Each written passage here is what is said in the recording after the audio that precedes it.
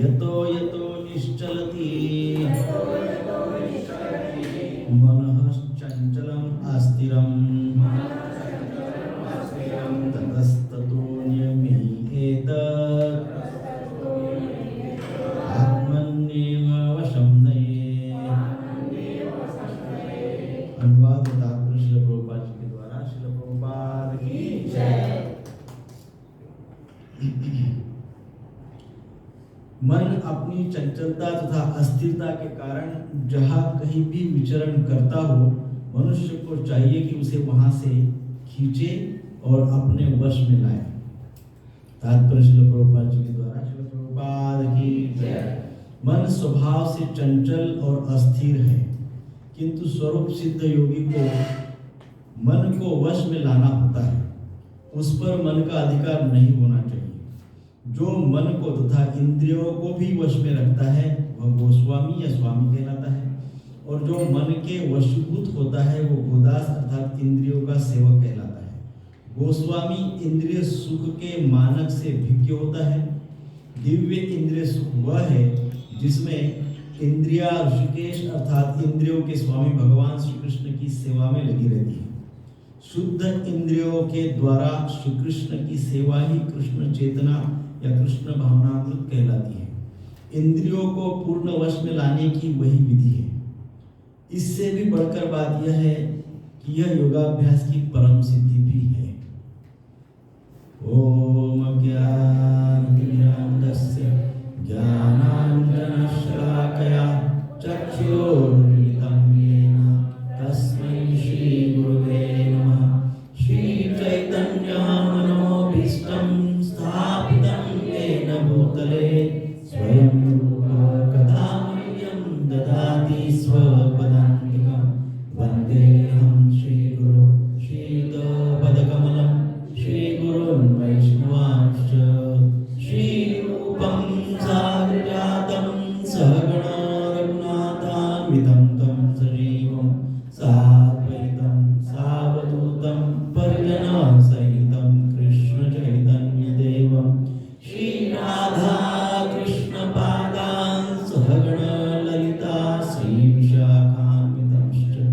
हे कृष्ण करुणा सिन्धु दीनबन्धो जगत्पते गोपेश गोपिकाकान्त राधाकान्त नमोस्तुते।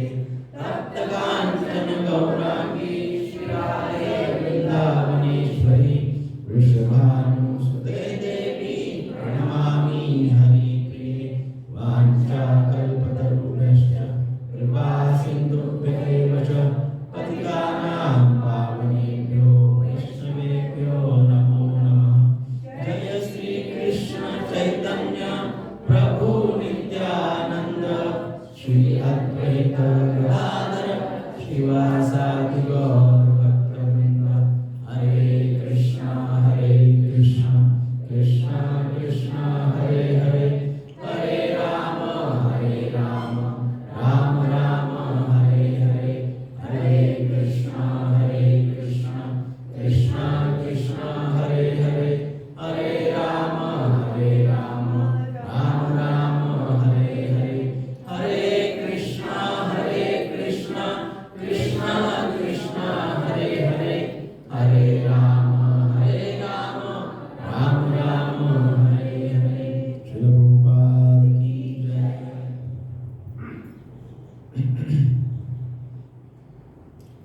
मन अपनी चंचलता तथा अस्थिरता के कारण जहाँ कहीं भी विचरण करता हो, मनुष्य को चाहिए कि उसे वहां से खींचे और अपने वश में लाए।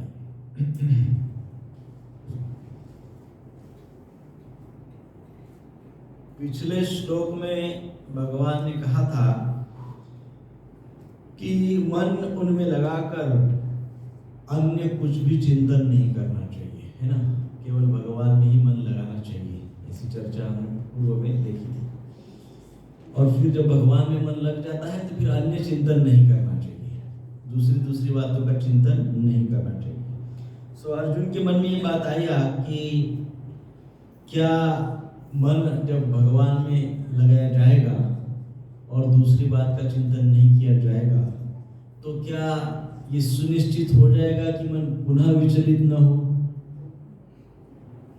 ऐसा अर्जुन के मन में प्रश्न आया। एक बार मन में भगवान में मन लग गया, बाहर का चिंतन नहीं किया, तो क्या वो परमानेंटली लग जाएगा? क्या पुनः विचलित नहीं होगा? ऐसा अर्जुन के मन में प्रश्न आया। और फिर विचलित होगा तो उपाय क्या है? इस प्रकार से जिज्ञासा अर्जुन के मन में आई, तो भगवान ने यह श्लोक कहा उत्तर के रूप में।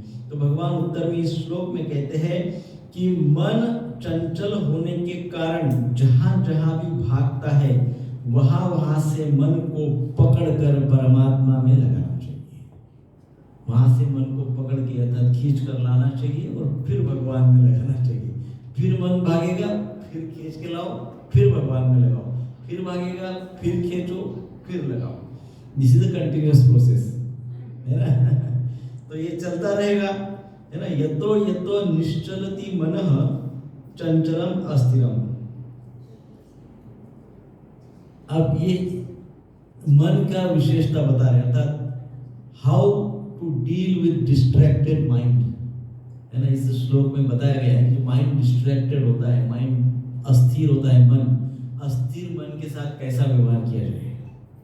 How to deal with distracted mind, इसका ईगो कम करना पड़ेगा। तो अब पहला प्रॉब्लम क्या है, सबसे बड़ी समस्या क्या है? सबसे बड़ी समस्या प्रभु जी ये है कि कोई मानता ही नहीं कि उसका मन चंचल है कि नहीं? कोई बोलता है मेरा मन चंचल है, किसी को पूछो कैसा है, ओके भाई अच्छा है, मेरा मन चंचल है, ऐसा आप। पर भक्तों में जरा थोड़ा भक्तों की विशेषता होती है। अभक्तों को संसार में जब आप लोगों को पूछेंगे क्या समस्या है, कुछ ना कुछ समस्या बोलते रहते हैं ना। अरे बारिश बहुत हो रही, बारिश कम हो रही, गर्मी बहुत हो रही, है ना? कुछ ना कुछ समस्या है, ट्रेन बंद हो गई, जॉब नहीं मिल रहा है, धन की समस्या, अमुक समस्या है, कुछ ना कुछ समस्या बोलते रहते हैं। भक्त की क्या समस्या होती है? सबसे जपा ठीक से नहीं होता है। एग्जैक्टली मतलब ठीक से नहीं होता है। एग्जैक्टली क्या होता है? ये डिवोटीज का सबसे बड़ा प्रॉब्लम क्या बोलते हैं? मन हमारा क्या करे, मन नहीं है ना? सो ये विशेषकर हमारे लिए श्लोक भगवान ने बताया है हम सब भक्तों के लिए कि मन तो भटकेगा, है ना? तो क्या करना चाहिए? और अर्जुन का प्रश्न था, अर्जुन के मन में भाव आया। परंतु ये हम देख सकते हैं कि प्राय संसार में कोई मानता नहीं है कि उसका मन चंचल है कि नहीं? अब कई बार आपका माइंड अनस्टेबल है क्या, आपका मन अस्थिर है क्या, ऐसा पूछ के देखो किसी को क्या होगा? रिएक्शन मिलेगी, है ना? परंतु ये जो मन है ये दिखता तो है नहीं, हमको दिखता तो नहीं दूसरों का मन कि हम बोल सके कि आपका अस्थिर है कि स्थिर है। मन दिखता नहीं है, परंतु शरीर के ऊपर सबसे बड़ा इम्पैक्ट मन ही करता है। मन दिखता कभी नहीं है, परंतु जो असर, जो अफेक्ट हमारे बॉडी को, हमारे शरीर को करता है सबसे ज्यादा, वो तो मन ही करता है ना? साइकोसोमैटिक डिजीज, है ना? बहुत सारी बीमारियां ऐसी कि जो मन से उत्पन्न हुई है, लगभग सभी। तो मन हमारे शरीर के ऊपर, शरीर भले ही ग्रॉस बॉडी है, स्थूल है शरीर, और मन सूक्ष्म है। मन सूक्ष्म है और शरीर स्थूल है, फिर भी शरीर के ऊपर इम्पैक्ट है, मन का असर पड़ता है, प्रभाव पड़ता है, ठीक है? सो इस श्लोक के संदर्भ में प्रभुपाद जी ने योगपथ नामक ग्रंथ में लिखा है। हमने इस श्लोक, इस अध्याय के लिए विशेषकर प्रभुपाद जी का योगपथ ये पुस्तक चुना है। छोटा सा पुस्तक है, आप ले सकते हैं ये ग्रंथ, बट क्योंकि 6 चैप्टर ध्यान योग है तो हमने उसको सोचा कि इसमें से प्रभुपाद जी के कोटेशन देखेंगे। सो इस संबंध में प्रभुपाद जी बोलते हैं योगपथ में कि यही योग की असली विधि है। कौन सी? यदि आप अपने मन को भगवान में एकाग्र करने का प्रयास कर रहे हो और मन विचलित हो रहा हो, जैसे मन सिनेमा या अन्यत्र जा रहा हो, कहीं कहीं दौड़ता है ना मन, एक दिन में तो कितनी जगह जाके आता है, तो मन सिनेमा या अन्यत्र जा रहा हो तो क्या करना चाहिए? तो प्रभुपाद जी लिखते हैं उसमें, तो आपको भागते हुए मन को वापस लाना चाहिए। वहां नहीं, यहां आओ। मन को क्या बोलना चाहिए? तुम जहां जाना चाहते हो वहां नहीं, तुम यहां आ जाओ, ऐसा बोलना चाहिए। मन को भगवान से दूर न जाने देना यही योग है।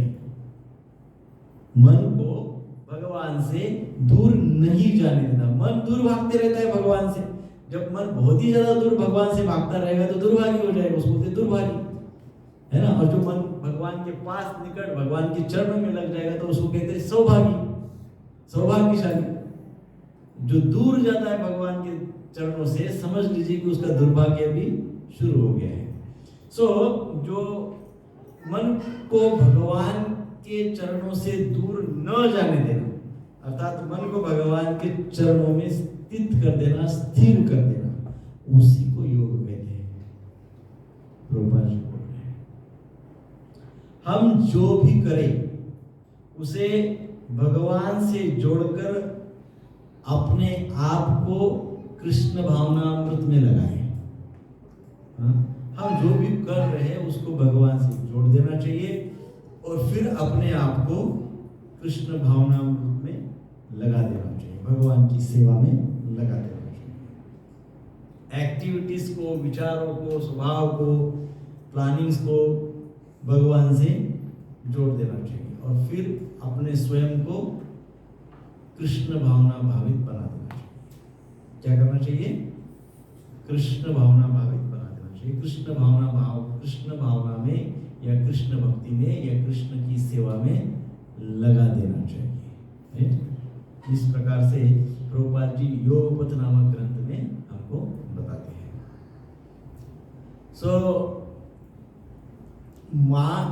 अल्टीमेटली इस श्लोक का तात्पर्य यही है कि how to deal with distracted mind.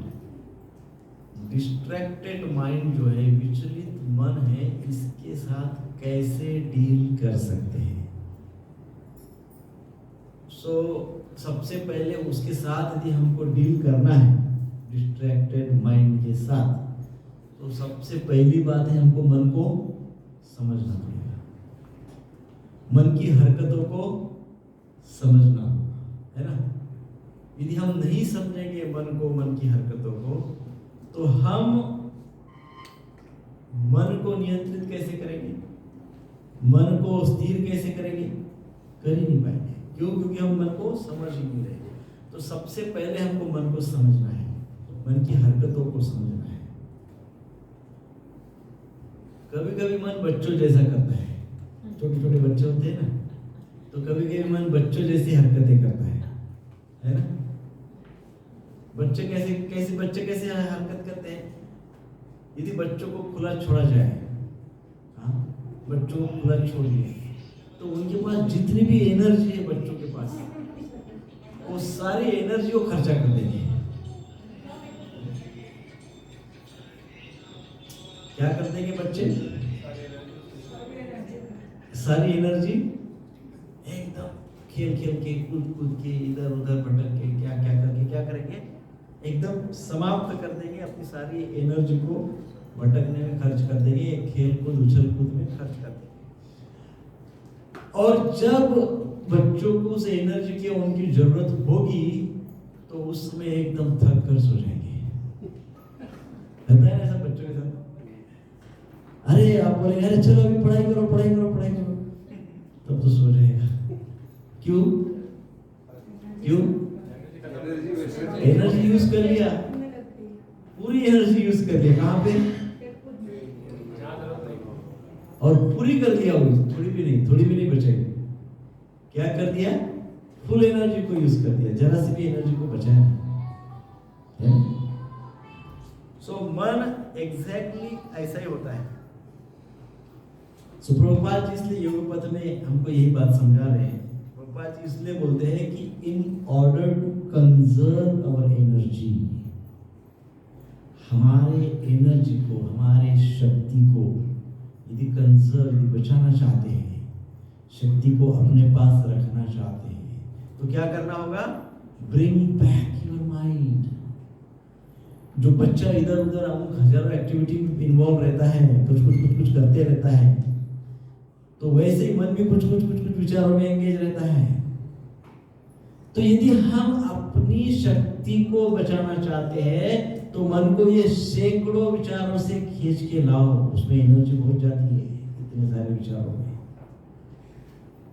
जब मन से शरीर के ऊपर भिन्न भिन्न प्रकार के प्रभाव होते हैं तो इसका अर्थ ही ये होता है कि मन शरीर की शारीरिक शक्ति को क्षय करता है, शारीरिक शक्ति को डाउन करता है। सो इसलिए कहा गया है कि यदि हम एनर्जी को बचाना चाहते हैं, हमारी शारीरिक शक्ति, बौद्धिक शक्ति को बचाना चाहते हैं, तो हमको क्या करना चाहिए? हमको मन को जब भी दौड़ेगा तुरंत वापस लाना चाहिए। ये तो निश्चलती मन, जब भी मन जाएगा तब भी तब भी उसको क्या करना चाहिए? उधर नहीं इधर बोलना चाहिए। प्रभुपाद जी बोलते तात्पर्य वहां नहीं यहाँ, है ना, वहां नहीं यहाँ ऐसे मन को लाना चाहिए। सो ये हम सब जानते हैं, बचपन से जानते हैं, वर्षों से जानते हैं, कई ग्रंथों में पढ़ा है, कई लेक्चर्स प्रवचन में सुना है कि मन का स्वभाव कैसा है? अस्थिर और चंचल। मन कैसा है? अस्थिर है और चंचल। That is for sure. उसमें कोई दुमत नहीं है। कोई ये नहीं बोल सकता कि मेरा मन स्थिर है। यदि होता भी होगा तो कितने समय तक होता है ना?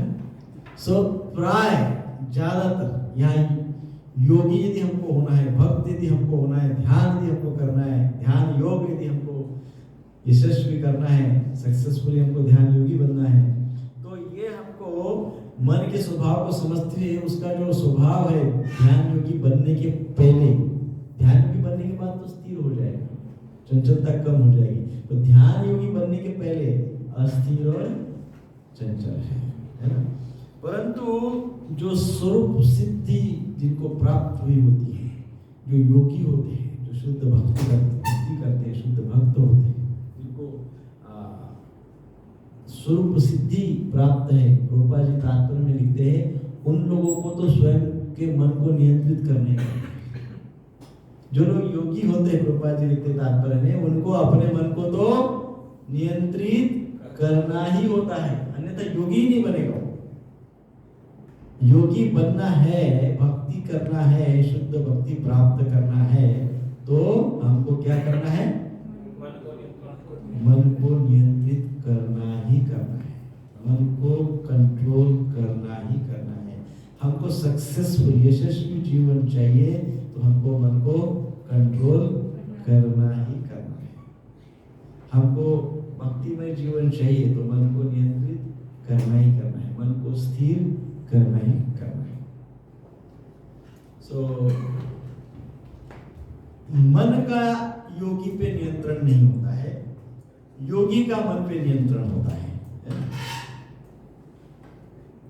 कभी भी मन योगी पे नियंत्रण नहीं करता है।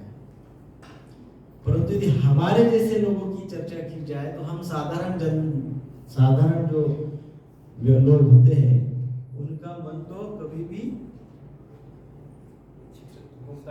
कंट्रोल में नहीं रहता है, वो कंट्रोल करता है, वो हमको कंट्रोल करता है। हमारा मन हमको उसके कंट्रोल में रखता है कि नहीं? मेरा मन मुझे उसके कंट्रोल में रखता है, योगी उसके मन को कंट्रोल में रखता है। योगी की विशेषता क्या है? वो उसके मन को कंट्रोल में रखता है। तो कभी कभार कोई बहुत उत्साह, कुछ अंदर से इंस्पिरेशन मिला, मंदिर में आए, कुछ सुना, एक लेक्चर सुना, सत्संग सुना, भक्तों का संग मिला, तो मन एकदम व्यक्ति फिर मन को नियंत्रित करने का सोचता है। व्यक्ति सोचता है चलो आज अपने अमुक नहीं करूंगा, तमुक नहीं करूंगा, थोड़ा सा सोचता है कि आज मैं नियंत्रण रखूंगा, परंतु उसका जो मन है वो बड़ा चंचल है। उसका मन चंचल भी चतुर भी है। फिर मन उसको क्या कहता है? मन कहता है, हे महाशय, चाय क्यों नहीं पीते हो, बारिश हो रही है। हाँ, ऐसा बोलता है ना? है कि नहीं? अरे सुबह तो मंदिर में जाके आया, भागवतम सुना, सब भक्तों से मिला, अच्छी चर्चा हुई, अब क्या हो रहा है? अब मन कह रहा है, अरे भाई चाय क्यों नहीं पीते, चाय पी लो, ठंडा मौसम है, बारिश हो रही है, एक आध बार चाय पीने से कुछ नहीं होता है। तो धीरे धीरे थोड़ी देर बाद मन बोलता है, अवश्य पिएंगे। क्या बोलता है? अवश्य पिएंगे। ऐसी बहुत सारी जो हमारी एक्टिविटीज है।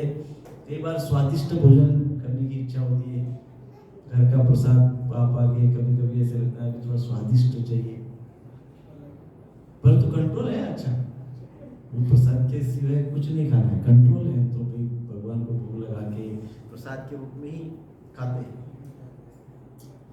परंतु मन फिर बोलता है, हे महाशय, एक आध बार चाइनीज चल जाता है। अमुक अमुक होटल है, स्वादिष्ट भोजनालय है, स्वादिष्ट चाइनीज देता है, क्यों नहीं खाते हो? मन बोलता है बड़े प्रेम से। फिर मैं कहता हूँ, अवश्य खाएंगे। है ना? तो मन क्या करता है, धीरे धीरे मन को सारी ट्रिक्स पता है मुझे, कैसे हमको भ्रष्ट करना है या हमारे मार्ग से डिग्रेड करना है, नीचे उतारना है, इसकी सारी ट्रिक्स मन के पास है। सारी वो सब बरोबर हमारे सामने आके वो परोसता है। और मान लो कभी कभी हम थोड़े अड़ गए एकादशी वगैरह के दिन, तो फिर दूसरे दिन हमारे ऊपर रोब चढ़ता है। और चलो अब ये खाओ, चुपचाप व्यक्ति खा लेता है।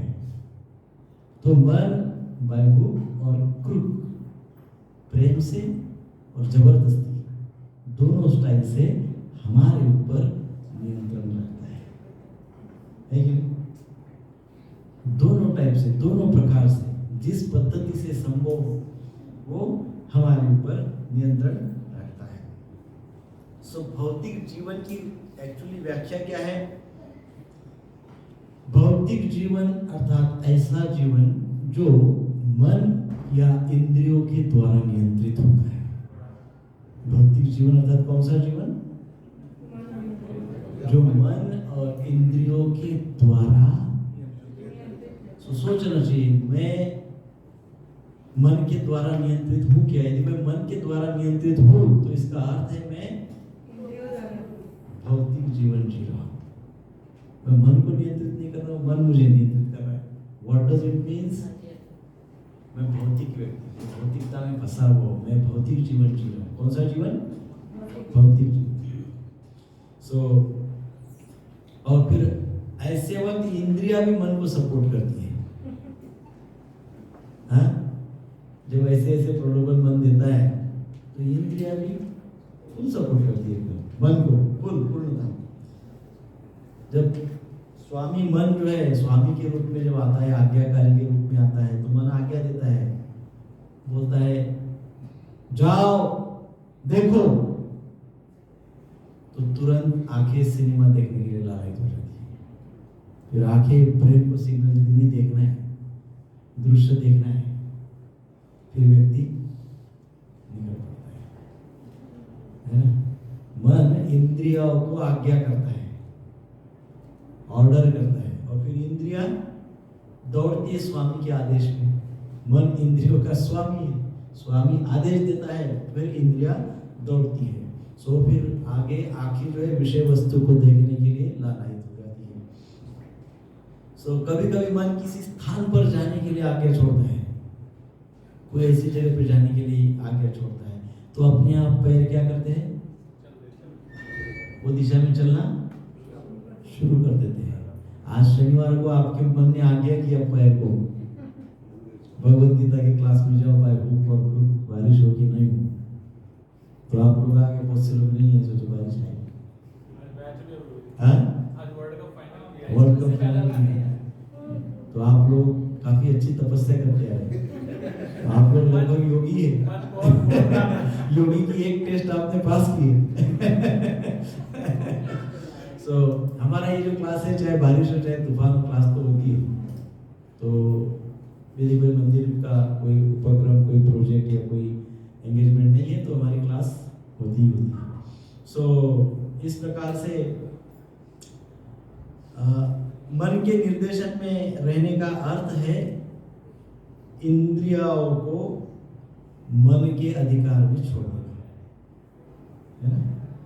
तो प्रभुपाद जी तात्पर्य में क्या लिखते हैं, देखिए एक बार।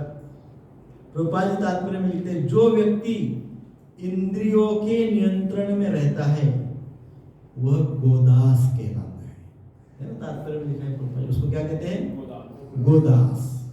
जो व्यक्ति इंद्रियों के, मन के नियंत्रण में रहता है उसको क्या कहते हैं, गोदास कहते हैं। और जो इंद्रियों का स्वामी होता है, मन का स्वामी होता है, उसे गोस्वामी कहते हैं।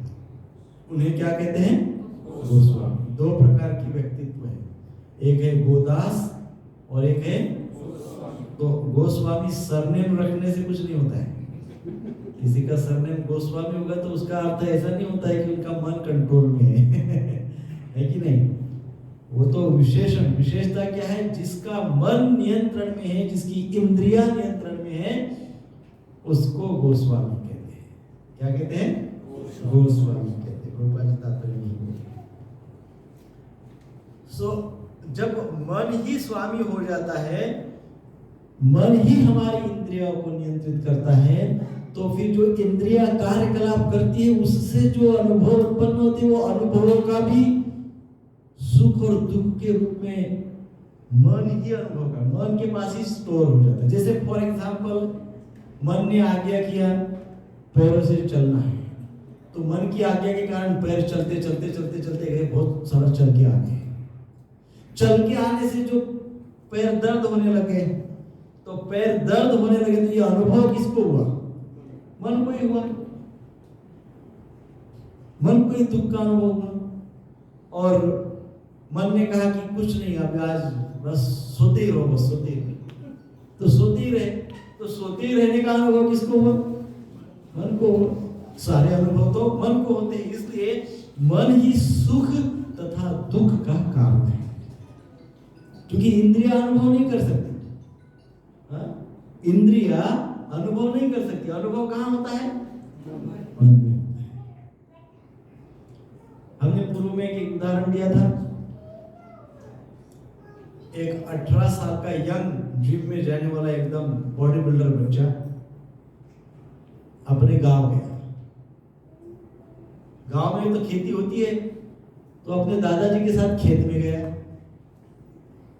दादाजी के साथ खेत में गया। समहाउ जिस रास्ते से दोनों चल रहे थे, उस रास्ते में कांटे थे। दोनों को कांटा चुभ गया, बच्चे को भी और दादाजी को भी, दोनों को कांटा चुभ गया। दादाजी को जैसे कांटा चुभा, दादाजी ने देखा अरे कांटा चुभा, ऐसा निकाला और फेंक दिया।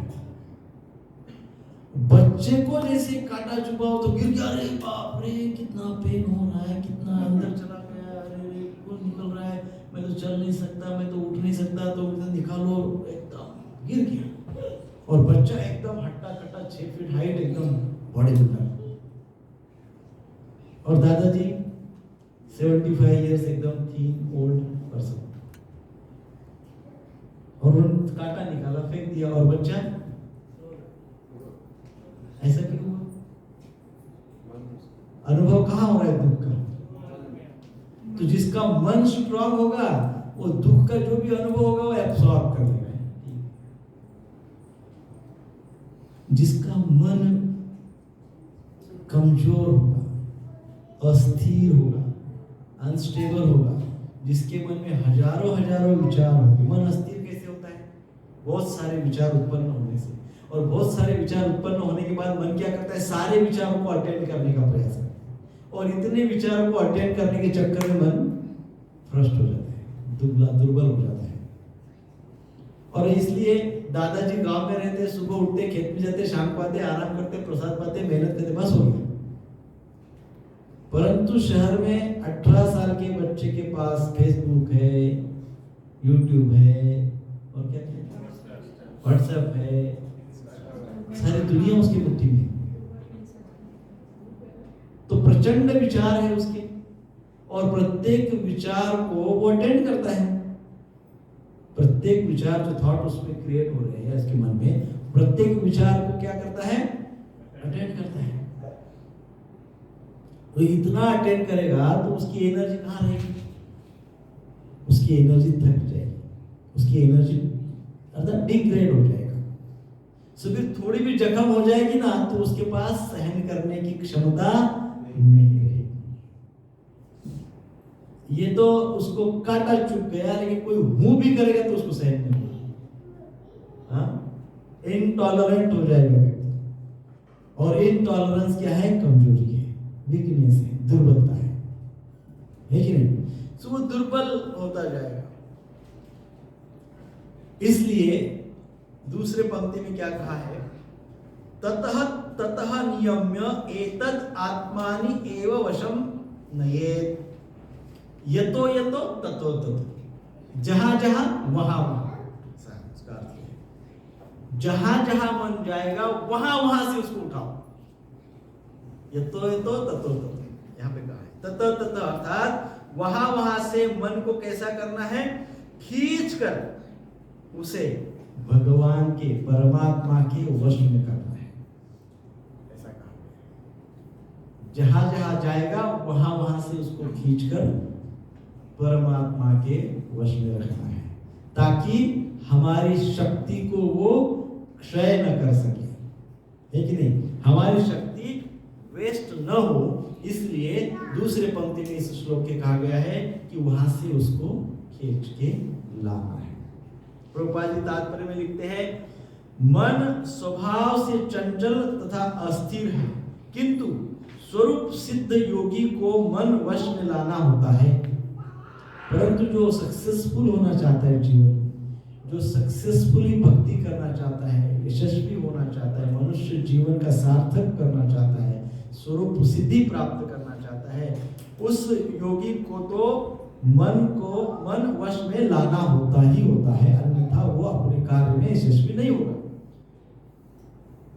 अब गोस्वामी उसे कहते हैं जो इंद्रिय सुख के ऊंचे स्तर को जानता है। अब यहाँ पे बहुत विशेष बात बताइए, गोस्वामी उसे कहते हैं जो इंद्रिय सुख के सर्वोच्च स्तर को जानता है। और पहले के दो पंक्तियों में प्रभुपाद जी ने कहा था गोस्वामी उसे कहते हैं जो इंद्रियों को नियंत्रित रखता है, और इसमें अभी आगे की दो पंक्ति में प्रभुपाद जी क्या कहते हैं, गोस्वामी उसे कहते हैं जो इंद्रिय सुख को जानता है। तो कौन से इंद्रिय सुख की बात भगवान कर रहे हैं, सॉरी प्रभुपाद जी कर रहे हैं, दिव्य स्तर का जो इंद्रिय सुख है, दिव्य स्तर। मेरा जो इंद्रिया, मेरा जो मन है, ये संसार के संपर्क में आके सुख को प्राप्त कर रहा है, बरोबर है? मेरी इंद्रिया और मेरा मन संसार के संपर्क में आके सुख प्राप्त कर रहा है, एक प्रकार का सुख। मेरा मन परमात्मा के संपर्क में जाके भी सुख प्राप्त कर रहा है, दूसरे प्रकार का सुख। मेरा मन इन संसार के संपर्क में जाके एक प्रकार का सुख प्राप्त कर रहा है, दूसरे प्रकार का सुख जब मेरा मन परमात्मा के संपर्क में जाता है तब दूसरे प्रकार का सुख प्राप्त होता है। कौन सा सुख दिव्य है?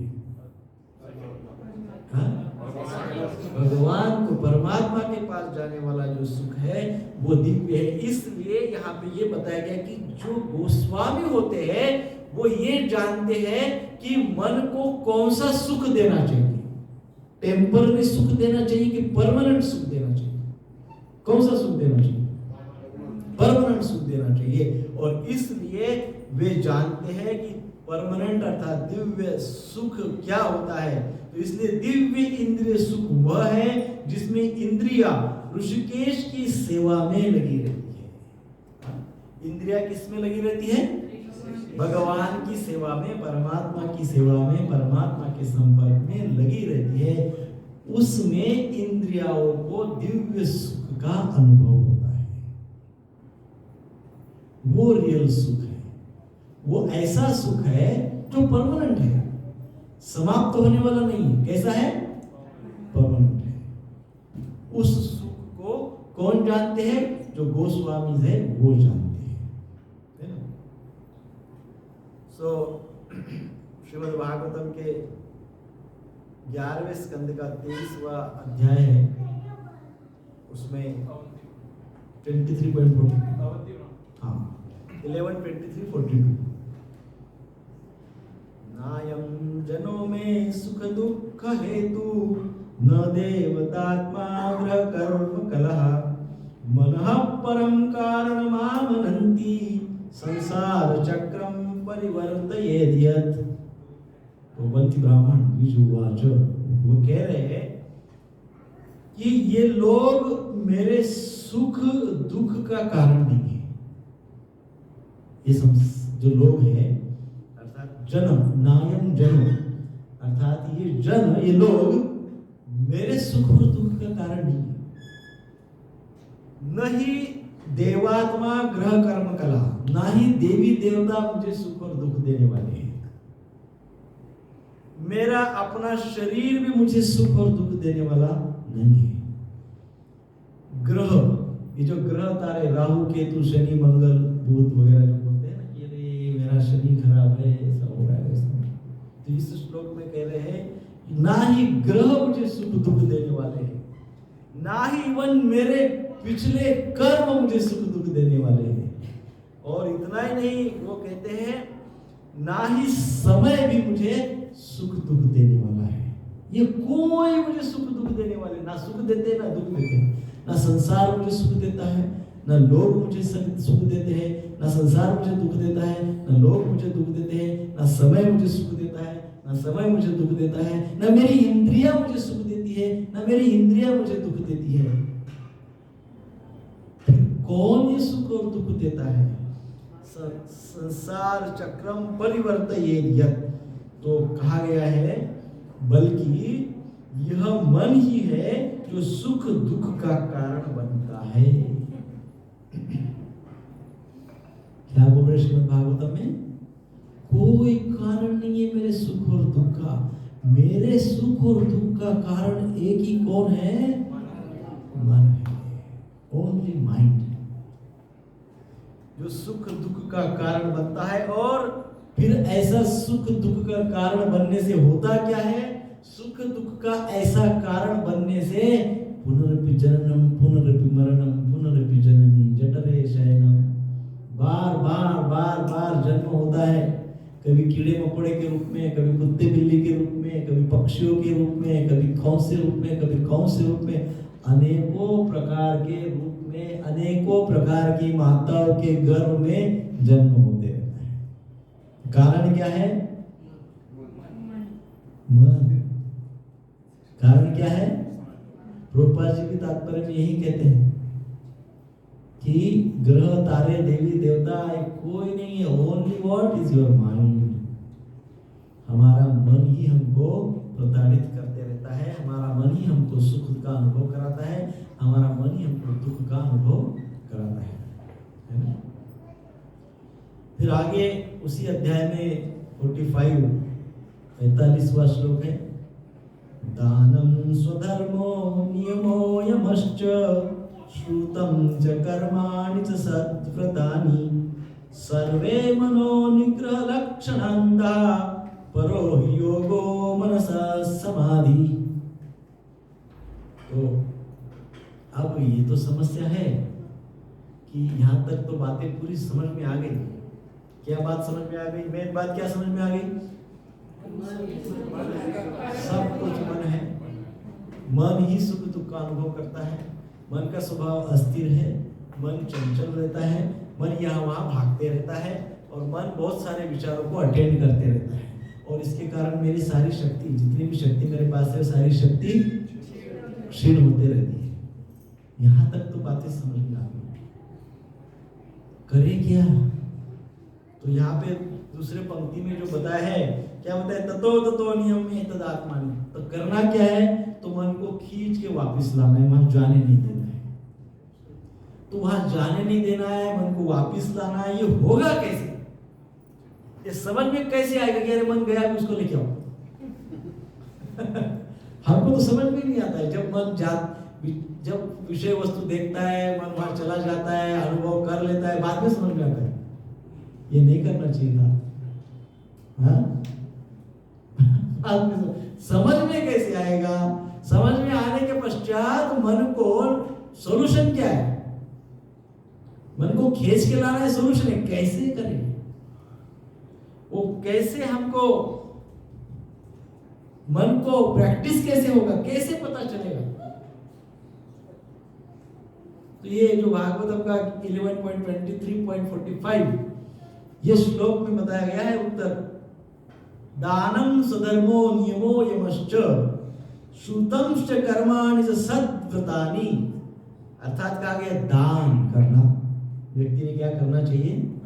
दान करना चाहिए, यथा योग्य दान करना चाहिए। देन कहा गया स्वधर्मो अर्थात नियत कर्म करना चाहिए। जो हमको धर्म के अनुसार कर्म करना है वो कर्मों में चूकना नहीं चाहिए, वो कर्म करना चाहिए। स्वधर्मो नियमो तथा मुख्य और गौण जो विधि विधान है, जो नियम बताए गए, यम नियमो यमश्च, क्या करना है क्या नहीं करना है, डूज एंड डोंट्स, क्या करना है क्या नहीं करना है, ये व्यक्ति ने पालन करना। अनुशासन, जीवन में क्या होना चाहिए? अनुशासन होना चाहिए। अमुक बातें हैं जो नहीं करनी है, तमुक बातें हैं जो करनी है। तो उसको क्या कहा गया है? नियमो यमश्च, अर्थात जीवन में अनुशासन होना चाहिए। फिर कहा गया है श्रुतंश्च अर्थात शास्त्रों का श्रवण करना चाहिए। फिर क्या कहा है? कर्माणि च, सो जो कर्म है शुद्ध कर्म करने चाहिए, कर्म अच्छे करने चाहिए, है ना। और फिर सद्व्रतानि अर्थात इस प्रकार से शुद्ध व्रत का पालन करना चाहिए। इस प्रकार से शुद्ध व्रत का पालन करना चाहिए। अब इससे क्या होता है? इससे होता है सर्वे मनो निग्रह लक्षणांता, अर्थात जो व्यक्ति ये सब करता है उसका लक्ष्य मन को वश में करना होता है। दूसरे भाषा में कहा जाए तो मन को वश में करने के लिए इतनी सारी बातों की प्रैक्टिस करनी चाहिए। इन सारी बातों की, इन सारे नियमों की प्रैक्टिस करनी चाहिए।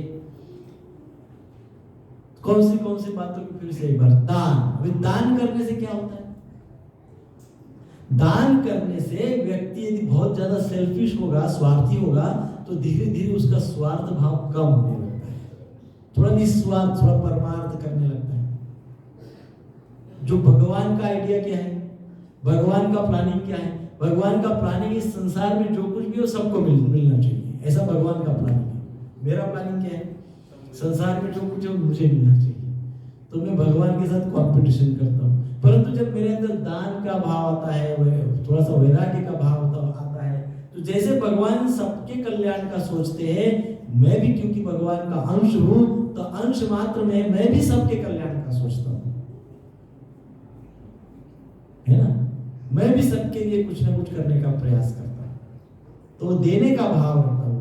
दान अर्थात ऐसा नहीं समझे कि केवल धन का ही दान। दान अनेक प्रकार से होता है, दान अनेक प्रकार से हो सकते हैं। विद्या दान, धन दान, श्रम दान। जैसे कल हमको श्रम दान भी करना है, कल हमारी सेवा है, 30 तारीख है ना, कल हमारे पूरे ग्रुप की सेवा है किचन में, तो श्रम दान है, धन का दान है, सब कुछ सेवा है। तो अनेकों प्रकार से ऐसा दान करने से व्यक्ति शुद्ध हो जाता है ना। उसका जो भाव है वो स्वार्थ भाव कम हो जाता है।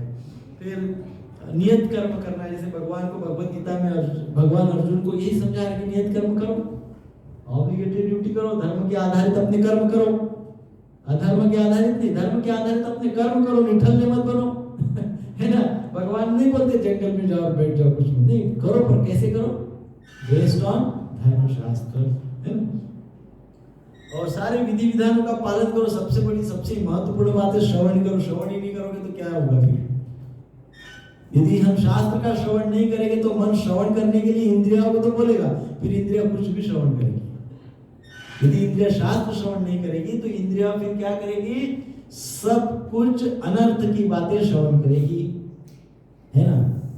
भयंकर प्रकार की जो बातें हैं उसमें इंटरेस्ट आएगा श्रवण करने में। तो इसलिए ये कहा गया है इसमें दानम स्वधर्मो नियमो यमश्च श्रुतम च कर्माणि च सद्वर्तते सद्व्रतानि सर्वे मनो निग्रह लक्षणान्तः परो हि योगो मनसः समाधि। तो इस प्रकार से ये सब करना है। और जब ये सब करेंगे, मन शुद्ध होगा, श्रवण करेंगे, नियम का पालन करेंगे, तो क्या होगा? मन जो है अपने आप भगवान पर एकाग्र हो जाएगा। मन क्या होगा? धीरे धीरे इसका अभ्यास जैसे जैसे हम करते जाएंगे, अभ्यास में अग्रसर होते जाएंगे, तो मन भगवान पर एकाग्र होते जाएगा। और फिर प्रभुपाद जी कहते हैं भगवान के चरणों में मन एकाग्र होने का अर्थ है सर्वोच्च योग। क्या कहते हैं? सर्वोच्च योग। परंतु मन को यतो यतो ततो ततो, ये दो शब्द ध्यान में रखो। जब जब भी जाएगा तब तब भी लाना है। यतो ज्यादा पूरा श्लोक स्मरण नहीं होता है। यतो यतो ततो ततो, इतना ध्यान रखो। जब भी मन दौड़ेगा तब, जब दौड़ेगा तब तब खींचना है, जब दौड़ेगा तब तब खींचना है ना, वहां से विषयों से। तो ये स्मरण रहे। तो अब ये जो है अभ्यास की बातें हैं जो बताई गई है श्रीमद् भागवतम के 11वें स्कंद में। अभ्यास करना होगा इन सब बातों का, है ना। दानम स्वधर्मो वगैरह सारी बातों का अभ्यास करना होगा। थोड़ी थोड़ी प्रैक्टिस करनी होगी। यम नियम प्रभुपाद जी ने हमको ऑलरेडी दिए हुए हैं, क्या नहीं करना है, क्या करना है। रेगुलेटरी प्रिंसिपल्स हमारे पास है, सब कुछ हमारे पास है। श्रवण हमको करना है, शुद्ध कर्म हमको करना है भगवद गीता के आधार पे, है ना। इस प्रकार से हमको करना है। तो ये करते वक्त किस भाव से करना है? भाव होना चाहिए भगवत भाव, भगवान की सेवा का भाव, या मैं भगवान का हूँ, भगवान मेरे हैं, मैं भगवान का अंश हूँ, ये भाव से करना है। परंतु ये भाव ही नहीं उत्पन्न होता है कर्म करते वक्त। ये मन भगवान के विचार में लगता ही नहीं है कर्म करते वक्त। तब क्या? मैं जब कर रहा और जब करते वक्त भी लगता नहीं है मन भगवान में, भगवान के विचार आते ही नहीं है। तब क्या करें? ये और दूसरी समस्या है ना। ये तो प्रैक्टिस तो किया आपने, दान भी दिया, नियम का पालन भी कर रहे हो, कर्म भी कर रहे हैं। इतना करने पे भी मन को और ज्यादा औषधि की आवश्यकता है। ये बहुत माइल्ड डोज हो गया, अभी तक भी मन सुधर नहीं रहा है, बहुत स्ट्रॉन्ग डोज चाहिए, और कुछ करना है। तो क्या करना है? तो भगवान में मन कैसे लगाए? तो जहां मन जाए वहां से खींचकर भगवान में लगाए, फिर भटकता है तो पुनः उसको खींचकर भगवान में लगाए। ये तो इस हमने चर्चा की है, इस पॉइंट, ये पहला पॉइंट। अब मान लो मन इतना जड़ हो चुका है कि जब वो कहीं जाता है तो वहां से किसी विषय में जब मन अटकता है तो उस विषय में अटकने के बाद वो वहां पे इतना फिक्स हो जाता है, स्टिक हो जाता है कि वहां से उसको खींच के लाने के लिए पॉसिबल नहीं, भयंकर एनर्जी लगती है। फेविकॉल का जोड़ वो निकलता ही नहीं है वहां से। क्या करें? चिपक जाता है विषयों को मन। तब क्या करें? तो तब हमारे आचार्यगण कहते हैं ऐसे वक्त जिस विषय में मन अटक गया उस विषय को ही परमात्मा रूप समझो। हाँ, उस विषय को ही क्या समझो? परमात्मा रूप समझो। अर्थात उसमें भी भगवान परमात्मा के रूप में है, वो भी भगवान का रूप है। फिर वो विषय हो, वस्तु हो, व्यक्ति हो। वस्तु हो तो भगवान की एक्सटर्नल एनर्जी है, भगवान की ही शक्ति है। विषय है, यदि भौतिक विषय है, भौतिकता से उत्पन्न होता है तो भौतिकता भी भगवान की बाह्य शक्ति है। और कंट्रोल बाय भगवान, वो भी भगवान से नियंत्रित है, भगवान के संबंध में है, भगवान से रिलेशन रखती है, भगवान का रिलेशनशिप है। उनके अंदर भी परमात्मा है, यदि व्यक्ति है तो उनके अंदर भगवान परमात्मा के रूप में है। वो परमात्मा, अपने अंदर के परमात्मा का स्मरण नहीं होता है तो उसके अंदर के परमात्मा का स्मरण करो। अर्थात क्या, जो वस्तु इतनी घनिष्ठ संबंध कर दिया है वस्तु विषय से या व्यक्ति से, तो उसमें आपको क्या देखना चाहिए, उसमें आपको भगवान दिखने चाहिए। कण कण में ब्रह्म रूप में भगवान है ना, तो प्रत्येक वस्तु में भगवान है ब्रह्म रूप, तो देखना चाहिए कि वहां ब्रह्म रूप में भगवान है। वो ब्रह्म का मुख्य रूप भगवान स्वरूप है, साक्षात स्वरूप। तो साक्षात स्वरूप में गिरधारी का स्मरण होना चाहिए। यदि मन वहां से निकलता ही नहीं, चिपक गया, तो उसके अंदर परमात्मा है या वो वस्तु है तो उस वस्तु में ब्रह्म है, विचार है तो ब्रह्म में भी विचार है, विचार में भी ब्रह्म है। तो ब्रह्म किसका है, ब्रह्म अर्थात ब्रह्म ज्योति, अर्थात ये भगवान का क्या है, ओरा है, भगवान की ब्रह्म ज्योति है, भगवान का प्रकाश है। यदि विषय है कोई या वस्तु है तो आप तो कह सकते हैं कि ये भगवान की शक्ति है, वस्तु है तो ब्रह्म का रूप है साक्षात, ये देख सकते हो। लेकिन विचार आ गया और विचार नहीं जा रहा है, तो उस विचार को कहो कि विचार भी क्या है, ब्रह्म रूप है। ये विचार में भी क्या है, ब्रह्म रूप है। और ब्रह्म कौन है, भगवान का तेज है। सो तुरंत भगवान का स्मरण करो। जैसे जैसे आप भगवान की ओर जाते जाओगे आप ये पाओगे कि वो विषय भूल गए। अब आप फिलोसॉफिकल ट्रैक पे आ गए हो, अब मटेरियल ट्रैक छूट गया है। 2-4 मिनट, 2 मिनट में, 1.5-2 मिनट में मटेरियल ट्रैक छूट जाएगा, क्योंकि आप इनक्विजिटिव बनते जा रहे हो, आप कनेक्ट कर रहे हो। भगवान से कनेक्ट करने का भाव होना चाहिए, कनेक्शन इज इंपॉर्टेंट।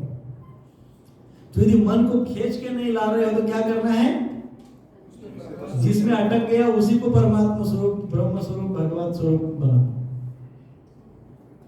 है ना। This is easy. कोई विचार, मेरे मन में मोटर का कार है, BMW का विचार है। BMW का विचार जा ही नहीं रहा है, जा ही नहीं। बहुत सोचा, नहीं, हाँ, पर जा ही नहीं रहा है।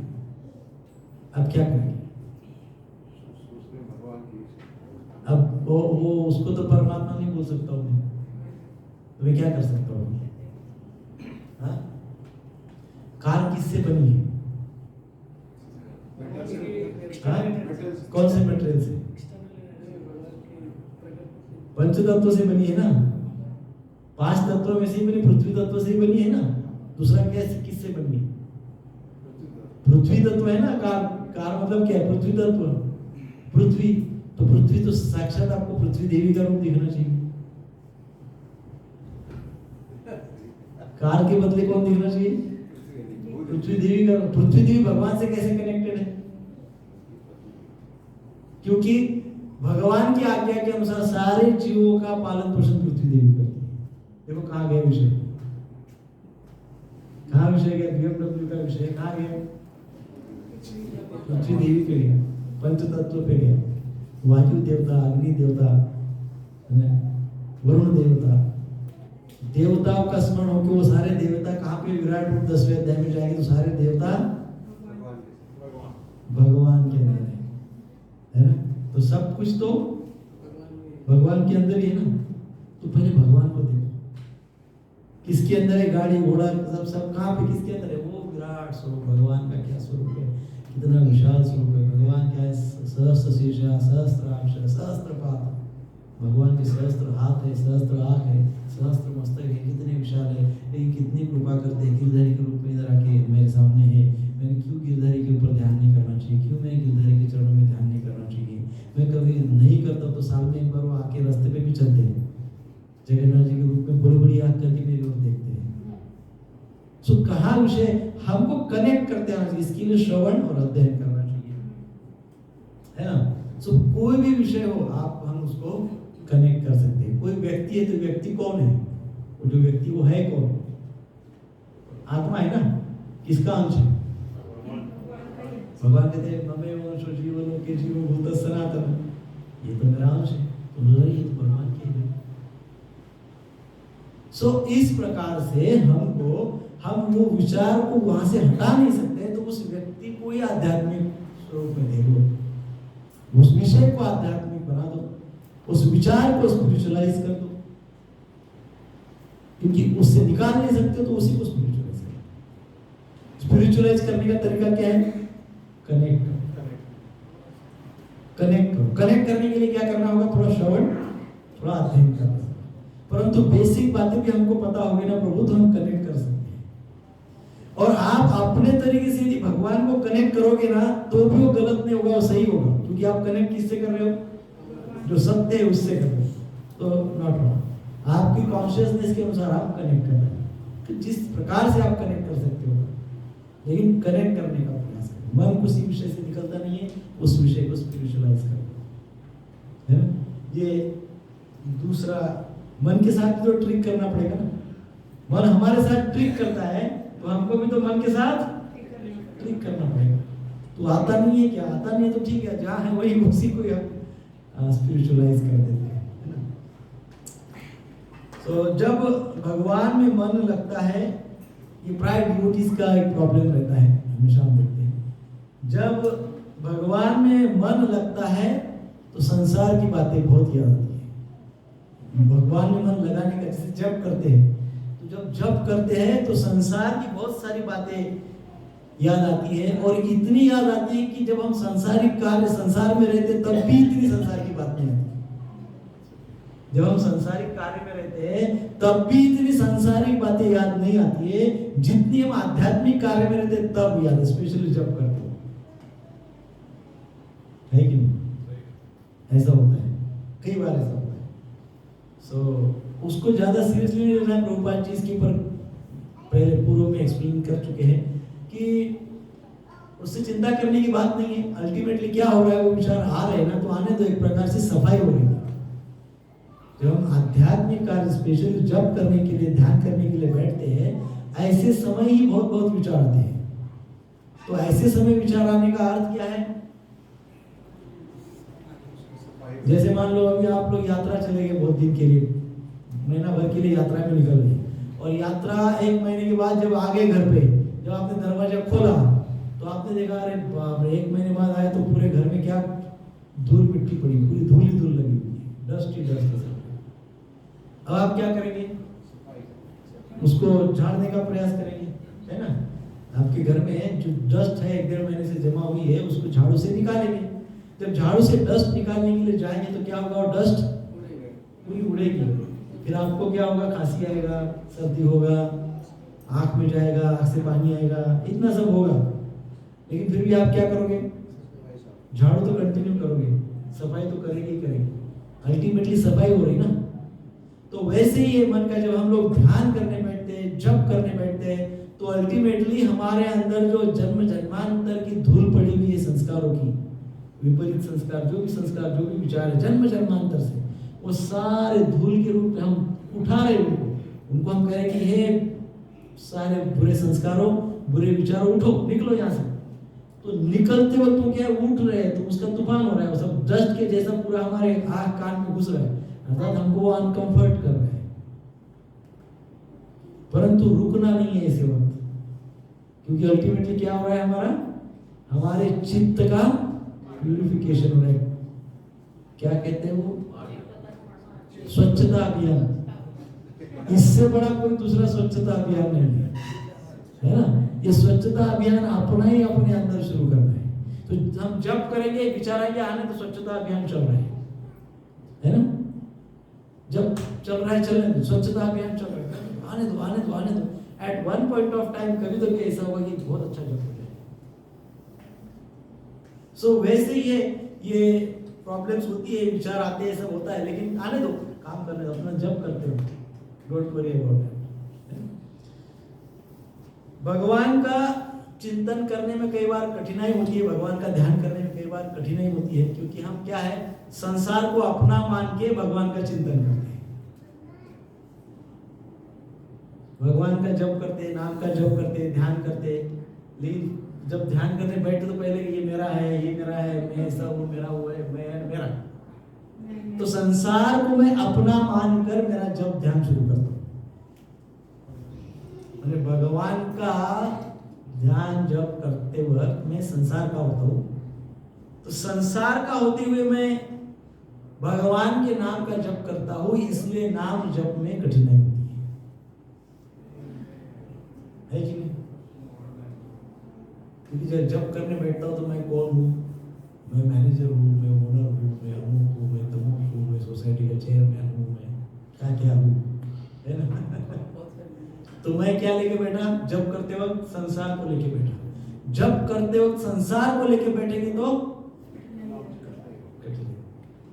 फिर 4 माला भी बड़े मुश्किल से होती है। फिर आपने सोचेगा अभी 4 ही करता हूँ, थोड़ी देर बाद और 4 करता हूँ, अमुक अमुक काम करके आता हूँ, फिर 4 करता हूँ। फिर जब अमुक अमुक काम करके आएंगे तो और अपने आप को सोचे मैंने तो ये काम किया, मैंने तो बड़ा तीर मारा है, मैंने तो ये किया, मैंने तो वो किया। फिर जब जप करने बैठेंगे तब फिर क्या होगा? फिर वही गड़बड़ होगा। फिर बड़े मुश्किल से 2 माला हुई। ऐसे करते करते रात को 12 बजे तक 16 माला होती है। क्योंकि मेरे नाम जप में क्या हो रहा है? मेरे नाम जप करते वक्त मैं संसार को अपना मानकर नाम जप कर रहा हूं, है कि नहीं? तो यही तो बड़ी प्रॉब्लम है। और जब हम संसार को अपना मानकर नाम जप करते हैं ना, तो ऐसे वक्त संसार का चिंतन करने की जरूरत नहीं है, अपने आप हो जाता है वो। हम जब जप करने बैठते हैं ना, अपने आप कोई भी सांसारिक बात याद आ जाती है। क्यों आ जाती है? क्यों आ जाती है? क्योंकि संसार को अपना मानकर जप करने के लिए बैठा। तो जब अपना मानकर संसार को मैं जप करने के लिए बैठा तो संसार की बातें अपने आप आएगी, क्योंकि जिसको आपने अपना माना उसके विचार आएंगे, है कि नहीं? तो इसलिए हमको हमारे आचार्यगण क्या कहते हैं? हमारे आचार्यगण कहते हैं कि भगवान को अपना मानकर जप की शुरुआत करो। संसार को अपना मानकर जप करोगे तो संसार का स्वतः चिंतन होगा और भगवान के चिंतन में कठिनाई होगी। भगवान को अपना मानकर जप करोगे तो भगवान का चिंतन होगा और संसार की चिंता ही नहीं होगी, संसार का विचार ही नहीं है। सो भगवान का होकर भगवान के नाम का जप करिए, भगवान का होकर भगवान के चरणों का ध्यान करिए, भगवान का होकर भगवान का चिंतन करिए। भगवान का होकर कैसे? कैसे भगवान का होना है? मैं भगवान का हूं, भगवान मेरे। भगवान के साथ संबंध बनाते हैं तब हम भगवान के हो जाते हैं। भगवान के साथ संबंध बनाना होता है। भगवान मेरे हैं, मैं भगवान का हूं, मुझे भगवान की अमुक सेवा है, मैं वो करूंगा। भगवान की आज्ञा के अनुसार, गुरु परंपरा की आज्ञा के अनुसार, गुरु परंपरा के इंस्ट्रक्शंस को, उपदेशों को पालन करते हुए मैं अमुक करूंगा। अब मैंने क्या किया? संबंध जोड़ दिया, भगवान के साथ संबंध जोड़ दिया। भगवान का होके अर्थात क्या? भगवान के साथ संबंध जोड़ दिया। संकल्प करें कि मैं भगवान की प्रसन्नता के लिए अमुक अमुक सेवा कर रहा हूँ, या अमुक अमुक सेवा करूंगा, या अमुक अमुक कार्य करूंगा, या नाम जप करूंगा, या मैं भगवान आपकी सेवा के लिए, आपकी प्रसन्नता के लिए मैं आपके नाम का जप करना चाहता हूँ। कृपया आप मेरे हैं, मैं आपका हूँ, इस नाम जप सेवा का स्वीकार करें। और उस भाव से जब शुरू करें, ध्यान शुरू करें, तो उससे क्या होगा? उससे भगवान के साथ आपका संबंध जो है वो पुनः स्थापित होगा और फिर भगवान का स्मरण होगा, भगवान का होकर फिर काम होगा, तो फिर उसमें संसार डिस्टर्ब नहीं करेगा।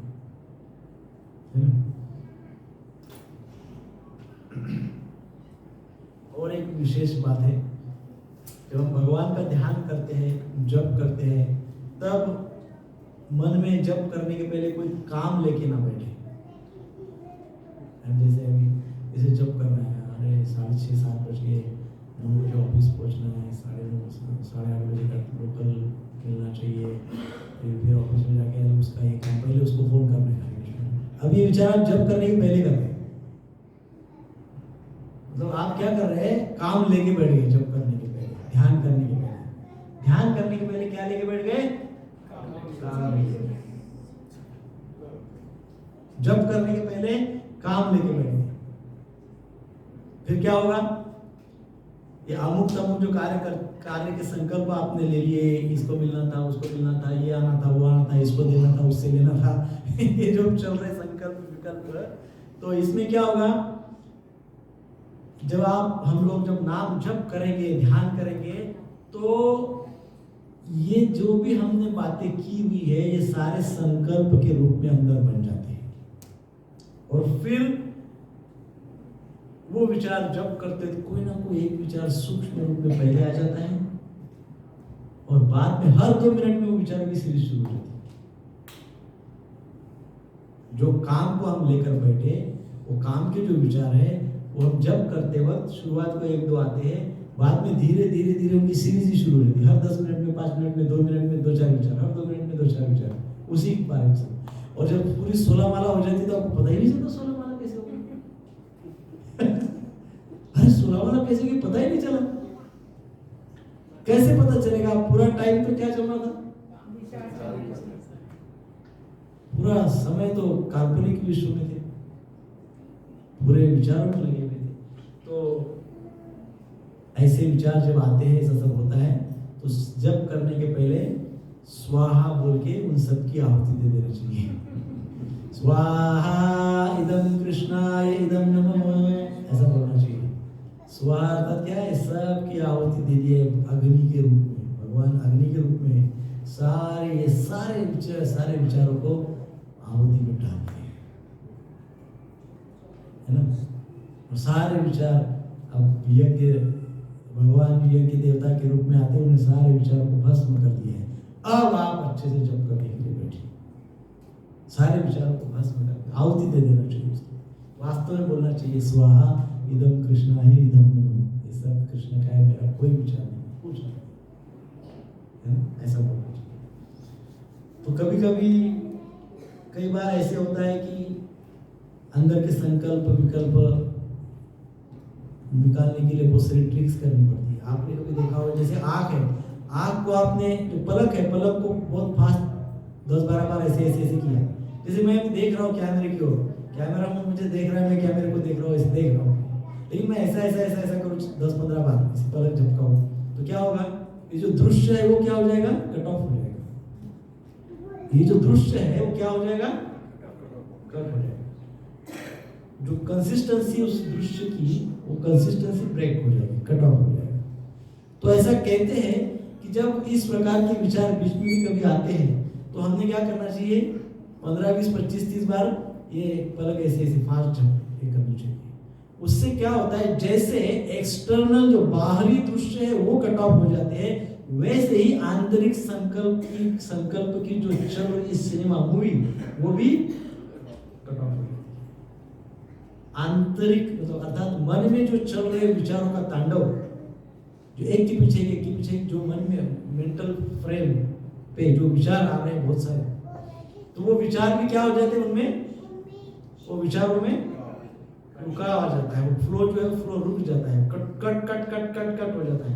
कट होने से धीरे धीरे संकल्प सारे जो सब विचार है रिसीव हो जाते हैं। वो तुरंत मुझे लगता है, मैं तो जब कर रहा हूँ ना, हरे कृष्ण हरे। सो एक ये ट्रिक है, आप पल के जब ऐसा कर सकते हैं। और एक बात है, प्राणायाम करें। प्राणायाम की बहुत सारे कुछ अवेलेबल है बातें, प्राणायाम करने का प्रयास करें। प्राणायाम करते वक्त ध्यान रहे कि जो प्राण वायु जो आ रहा है भगवान ही दे रहे हैं, कोई दूसरा तीसरा नहीं दे रहा है। भगवान बड़ी कृपा करके हमको प्राण वायु प्रदान कर रहे हैं। सो प्राणायाम कर सकते हैं, उससे भी संकल्प जो है, बहुत सारे संकल्प विकल्प हो गया है, रिड्यूस हो जाते हैं, कम हो जाते हैं। सो इस प्रकार से जो भी मन में चिंतन आए, विचार आए, संकल्प हो, विकल्प हो, उसको भगवान से जोड़ दे। नहीं जुड़ता है तो उसी को भगवान का रूप दे दे। परमात्मा उनके निकट ही है, परमात्मा के पास जाने का प्रयास करें, परमात्मा को समझने का प्रयास करें, है ना। इस प्रकार से बहुत सारे विचार इस श्लोक में हमने देखे जो हमको ये तो ततो जब भी मन दौड़ेगा तब भी उसको खींच के लाना है। इस भाव को उजागर करता है श्लोक। विशेषकर ये इंस्ट्रक्शन है, ये हमारे आज के लाइफस्टाइल के लिए अतिशय एप्लीकेबल है। आज हमारा जो मन है प्रचंड चंचल है, उस चंचल मन की चंचलता को रोकने के लिए ये तो तथागत। तो 2 मिनट में समराइज करेंगे, टेक होम पॉइंट बताइए।